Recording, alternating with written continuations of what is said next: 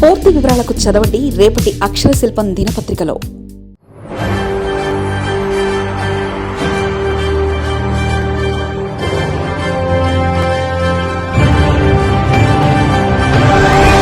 ఇదేనా నా ఉద్దేశం అండి. చెడ్డవని అనడానికి ఏం లేదు. చెప్పాలంటే చాలా విడ్డూరంగా ఉంటుంది. నేను కానీ మాట్లాడితే కూల్ డ్రింక్ కన్జంప్షన్ కన్నా బీర్ దేలోనే తక్కువ క్యాలరీస్ ఉన్నాయి. కూల్ డ్రింక్ కన్జంప్షన్ కన్నా బీర్ దేలోనే తక్కువ క్యాలరీస్ ఉన్నాయి. మీరు ఈ వీడియోకి రెస్పాండ్ అవ్వండి, లైక్ చేయండి, కామెంట్ చేయండి అని అడిగాం. ఒక 3-4 వాళ్ళ ఇన్స్టాగ్రామ్ పేజ్ లో పెడితే క్యూములేటివ్ గా ఒక 50-60 లక్షల మంది ఆ వీడియో చూశారు. దాంట్లో ఇంచుమించు ఒక 5-10 లక్షల మంది లైక్ చేశారు. అంటే దాని అర్థం ఏంటి? ఇది మాకు కావాలని. అప్పుడు వాళ్ళు కామెంట్ చేయొచ్చు కదా, మాకు వద్దు బీచ్ షాక్ అని. అప్పుడు ఎవడేం చెప్పలేదు, అందరూ ఆహ్వానించారు. ప్రజల రెస్పాన్స్ చూసే ప్రభుత్వము, టూరిస్టు, స్థానికులు ఇట్లాంటిది ఒకటి ఉంటే మన నగరానికి బాగుంటుందని భావించి పైలట్ లో, అది కూడా ఏంటి, ఒకటేసారి 100 బీచ్ షాక్లు కాదు, దీన్ని సక్సెస్ ఎట్లా చేయాలి, పైలట్ చేయాలని 2 బీచ్ షాక్స్ మన దగ్గర అప్రూవ్ చేశారు. కూడా ఏంటి, మనం ఏం చేసాము, టైమింగ్స్ పొద్దున 10 నుంచి సాయంత్రం 8 దాకా, ఒక బారో ఒక హోటల్లో మనం లిక్కర్ 11 దాకా 12 దాకా అలౌ చేస్తున్నాము. ఇక్కడ 8 దాకానే. దాని తర్వాత ఇక్కడ మనం హార్డ్ లిక్కర్ ఏదైతే ఎక్కువ మత్తు వస్తుందో అది కూడా మనం అక్కడ అలౌ చేయట్లేదు. అక్కడ ఉట్టి బియర్, వైన్, సాఫ్ట్ ఆల్కహాల్ అనే పెడుతున్నాము. ఇదంతా ఒక ఎక్స్పెరిమెంట్. ఇదంతా ఎందుకు, ఇట్లాంటి అపోహలు కొందరు సృష్టిస్తారు కాబట్టి. ఈ ఎక్స్పెరిమెంట్ సక్సెస్ఫుల్ గా అవడానికి అందరూ బాధ్యతగా ఉండాలని మేము కూడా కోరుకుంటాం. ఇప్పుడు ఏంటి,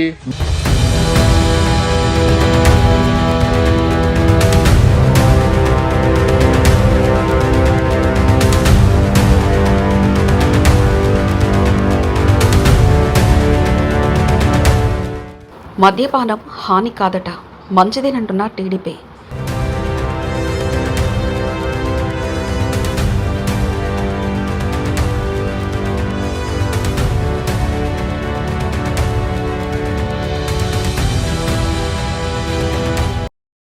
ప్రజాప్రతినిధుల వింత సమర్థనపై మేధావుల ఆగ్రహం. కూల్ డ్రింక్ అంటే బీరు మేలనే బాధ్యతారహిత వాదనలు.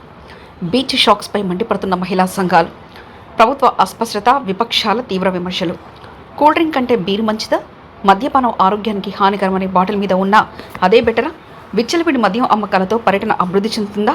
సుందరమైన విశాఖ సముద్ర తీర ప్రాంతాల్లో అంతర్జాతీయ ప్రమాణాల పేరుతో బీచ్ షాక్స్ ఏర్పాటు చేయాలనే ప్రభుత్వ నిర్ణయం ప్రస్తుతం రాష్ట్ర వ్యాప్తంగా తీవ్ర వివాదాస్పదంగా మారింది. పర్యాటక రంగ అభివృద్ధి, ప్రభుత్వ ఆదాయాన్ని పెంచుకోవడమే లక్ష్యంగా తీర ప్రాంతాల్లో బహిరంగంగా మద్యం అమ్మకాలను అనుమతివ్వడంపై సర్వత్రా నిరసనలు వ్యక్తమవుతున్నాయి. ముఖ్యంగా మహిళా సంఘాలు, సామాజిక విశ్లేషకులు, విద్యావంతులు ఈ నిర్ణయాన్ని తీవ్రస్థాయిలో తప్పుపడుతున్నారు. ప్రజల రక్షణ, స్థానిక సంస్కృతి, నైతిక విలువలను పూర్తిగా పక్కన పెట్టి కేవలం కార్పొరేట్ శక్తుల ప్రయోజనాల కోసం, రాబడి కోసమే ప్రభుత్వం అడుగులు వేస్తుందని వారు బహిరంగంగా ఆరోపిస్తున్నారు. ప్రశాంతతకు, కుటుంబాల విడిదికి నిలయంగా ఉన్న విశాఖ తీరాన్ని మధ్యాంధ్రప్రదేశ్గా మార్చేందుకు ఈ అనాలోచిత విధానాలు దోహదం చేస్తాయనే ఆందోళన సర్వత్రా వ్యక్తమవుతుంది. ఈ నిర్ణయంపై ప్రజాప్రతినిధులు చేస్తున్న వ్యాఖ్యలు, వింత సమర్థనలు మరింత విడ్డూరంగా ఉన్నాయని మహిళా సంఘాలు తీవ్ర ఆగ్రహం వ్యక్తం చేశాయి. పర్యాటక రంగాన్ని అంతర్జాతీయ స్థాయికి తీసుకెళ్లేందుకు ఈ చర్యలు అని చెప్పడం హాస్యాస్పదమని వారు కొట్టిపారేస్తున్నారు. విశాఖ ఎంపీ శ్రీభరత్ చేసిన వ్యాఖ్యలపై మేధావులు తీవ్ర అసంతృప్తి వ్యక్తం చేస్తున్నారు. ప్రపంచవ్యాప్తంగా తాను అనేక దేశాలు, సుదూర ప్రాంతాలు తిరిగానని, అన్ని ప్రముఖ అంతర్జాతీయ పర్యాటక ప్రాంతాల్లో ఇలాంటి బీచ్ షాక్స్, మద్యపాన సదుపాయాలు సర్వసాధారణమని, దీనివల్ల పర్యాటకం ఎంతో వృద్ధి చెందుతుందని ఆయన సమర్థించడాన్ని సామాజిక విశ్లేషకులు ముక్తకంఠతో తప్పుపడుతున్నారు. ప్రాచ్యాల దేశాల సంస్కృతి, అక్కడి అలవాట్లను ఇక్కడ సాంప్రదాయ సమాజంపై రుద్దడం ఎంతవరకు సమంజసమని వారు ప్రశ్నిస్తున్నారు. విదేశాల్లో ఉన్న భద్రతా ప్రమాణాలు, అక్కడ పౌరులకు ఉండే స్వీయ నియంత్రణ, కఠినమైన చట్టాల అమలు ఇక్కడ సాధ్యమేనా అని నిలదీస్తున్నారు. అభివృద్ధి అంటే మద్య సంస్కృతిని విస్తరించడం కాదని వారు స్పష్టం చేశారు.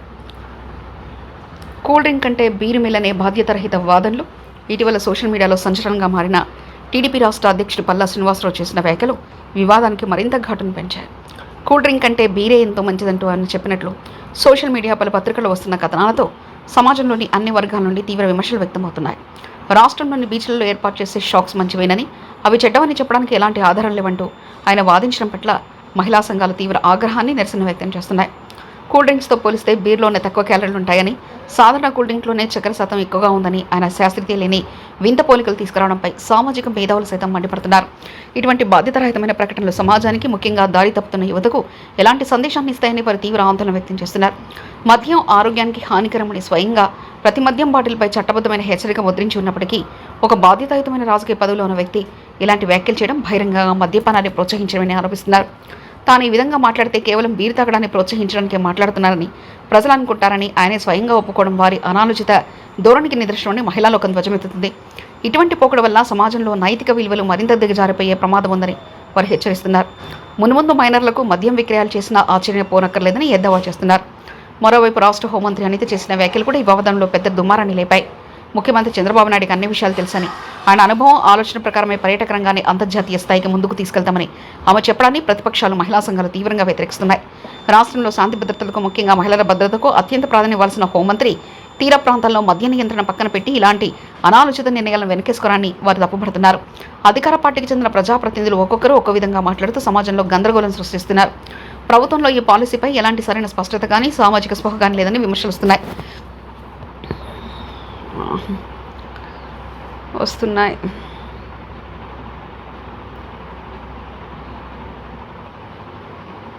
కేవలం పర్యాటక ఆదాయం పెంచుకోవడం కోసం సాధారణ మహిళల కుటుంబాల ప్రశాంతతతో ప్రాణాలతో ఆడుకోవద్దని మేధావులు హితవు పలుకుతున్నారు.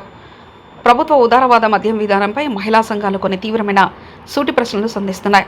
ప్రజాప్రతినిధులు చెప్తున్నట్లుగా మద్యపానం అంత మంచిదైతే, సాధారణ స్టాఫ్ డ్రింక్ కంటే ఆరోగ్యకరమైనదైతే మరి 18 సంవత్సరాలలోపు వయసున్న వారికి మద్యం అమ్మడాన్ని చట్ట ప్రకారం ఎందుకు నిషేధించాలని వారు నిలదీస్తున్నారు.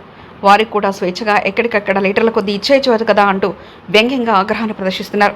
విశాఖ లాంటి నగరంలో బీచ్లకు కేవలం పర్యటకులే కాకుండా స్థానిక కుటుంబాలు చిన్నపిల్లలతో కలిసి ఆహ్లాదం కోసం, ప్రశాంతత కోసం వస్తుంటారని, అలాంటి చోట్ల బహిరంగంగా మద్యం అమ్మకాలు, షాపులు అందుబాటులో ఉంచితే భవిష్యత్తులో తీవ్రమైన శాంతి భద్రతల సమస్యలు తలెత్తుతాయని ఆందోళన వ్యక్తం చేస్తున్నారు.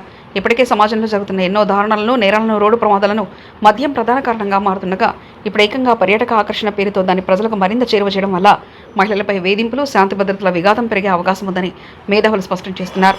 పర్యాటక అభివృద్ధి అంటే మద్యం దుకాణాల విస్తరణ కాదని, పర్యాటకులకు అవసరమైన కనీస మౌలిక వసతులు, భద్రత కల్పించడమే వారు గుర్తు చేస్తున్నారు.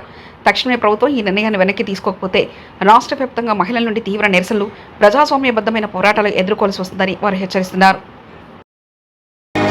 మరిన్ని కథనాల కోసం సబ్స్క్రైబ్ చేసుకోండి మీ అక్షర శిల్పం.